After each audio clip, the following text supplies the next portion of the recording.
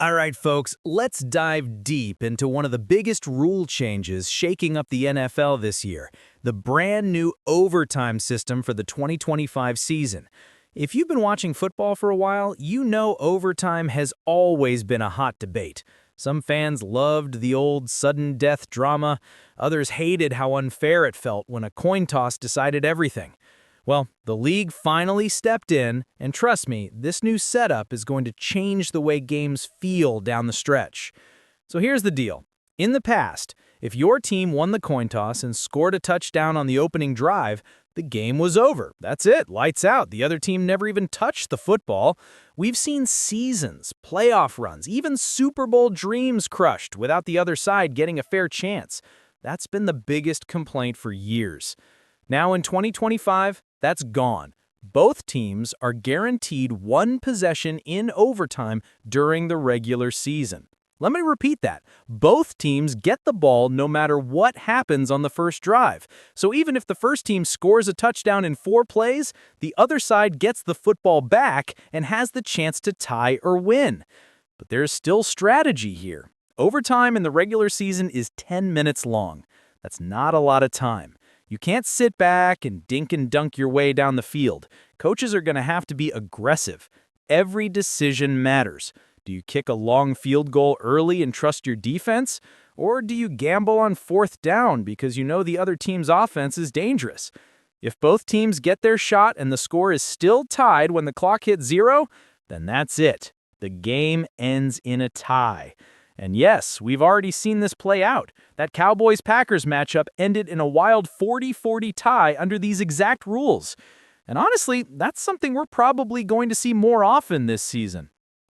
Now here's where things get spicy. Because of this change, the coin toss doesn't feel nearly as important anymore.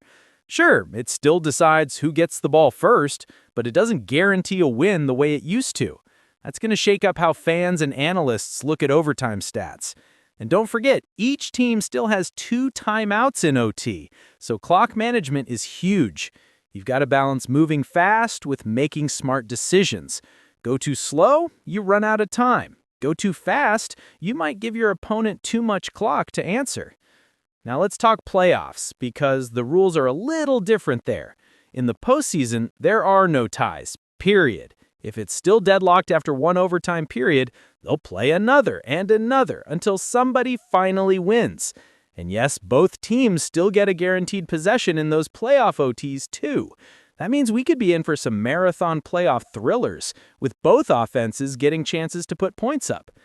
So what's the impact? Well, for one, you're going to see coaches adjusting their philosophy. Some might go all in on 4th downs, knowing they need touchdowns, not field goals. Others might get more creative with clock management, trying to make sure they have the last possession. And defenses? They're under way more pressure now, because giving up points doesn't automatically end it. It just sets the stage for a high-stakes response from the other side. For us fans, it means overtime football is about to get a whole lot more unpredictable.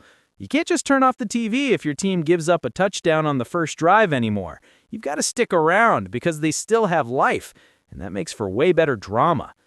So yeah, I think this is a massive win for fairness, but it's also going to create some chaos in the standings. We're going to see more ties, and that could mess with playoff seeding.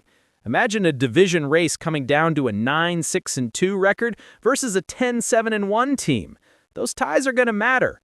But at the end of the day, football's supposed to be about competition. And this rule makes things fairer, more exciting, and honestly, more nerve-wracking. No more watching your team lose just because the coin didn't flip your way. But I want to hear what you guys think. Do you love the new overtime rules, or do you think we're about to get way too many ties in the standings? And would you want to see the NFL go even further, maybe like college overtime rules, where both teams start in scoring range? Drop your thoughts in the comments. This is going to be a season-long conversation.